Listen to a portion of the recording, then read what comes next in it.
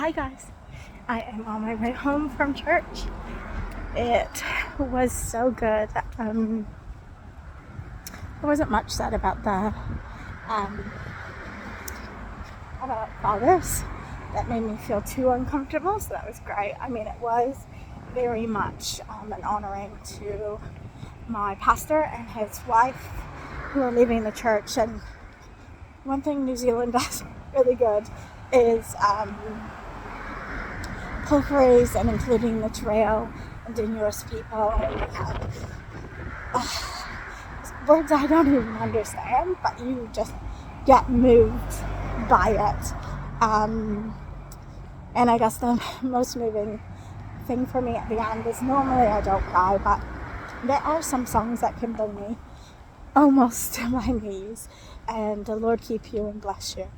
May His light shine upon you and give you favor upon all the generations, His family, the children and their children and their children. He goes beside you. He goes in front of you. He's always there. I don't know all the words to the song without the music, but it's to that extent. And yeah, it had me almost on my knees. I did so well at not. Oh yeah, you can see. I did so well at not crying until the end. But yeah, no, it was beautiful. He wore a kahu, and just, yeah, it's such a beautiful word and beautiful country. And yeah, it was very moving and very touching, and yeah, it was very, I mean, I would hope that somehow, if I end up having a wedding at some point in time, that I will get more of the Maori culture in, because it is so rich throughout our heritage here in New Zealand. And it's just beautiful to have these matua stand up and speak in their fluent tongue. And yeah, just honor people that you love and you care about. And I said to Andy just now before I was leaving, I can remember one of his first sermons that he taught after I came to the church. It would have been 2017. It could have been early 2018. But it was on being faithful.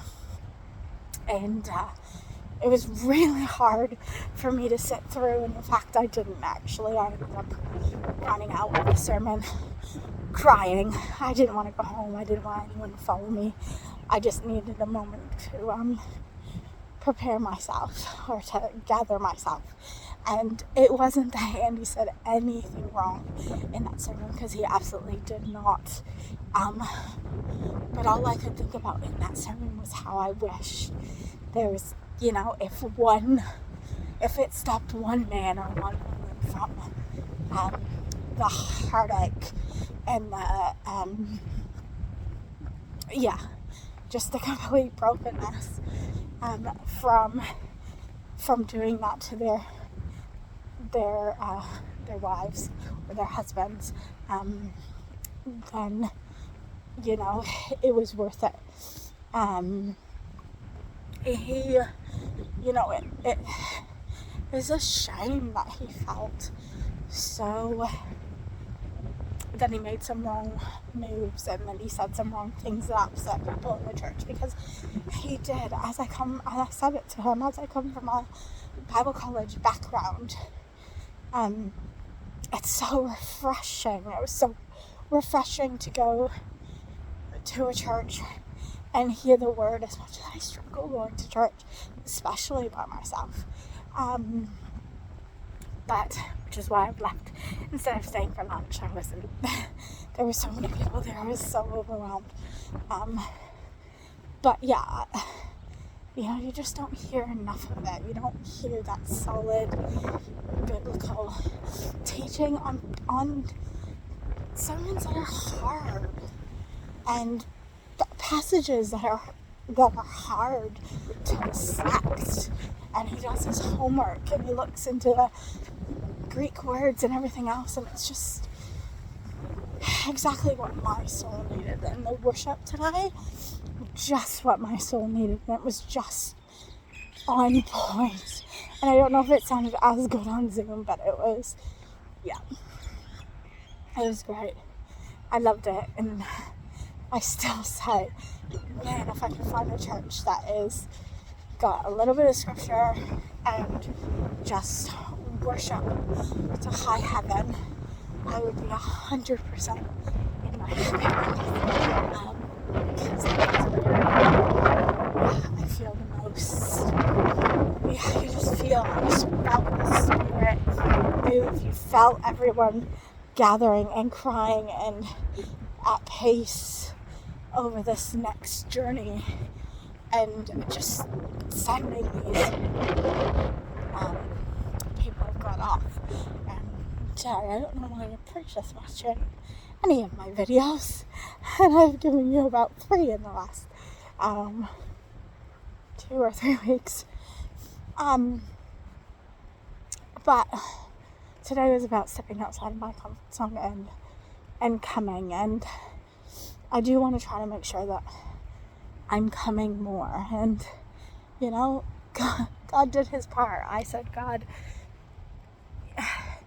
if I'm meant to go on Father's Day to honor Andy, and I had to sit in the front, don't let it rain. The skies were 55% supposed to rain, and there has not been a drop. Clear and beautiful. So yeah, it was emotional, a lot emotional than I thought it was going to be. I mean, I didn't cry over Andy and Ines, but I did feel the Spirit move. And I've seen the impact that Andy has had on my own life. And I tell you, I've gone to this church like maybe 50 times in the last 6 years. Maybe more than that. But like maybe 100 or 150 over the last 6 years, I mean. But it's not been hate. And you just...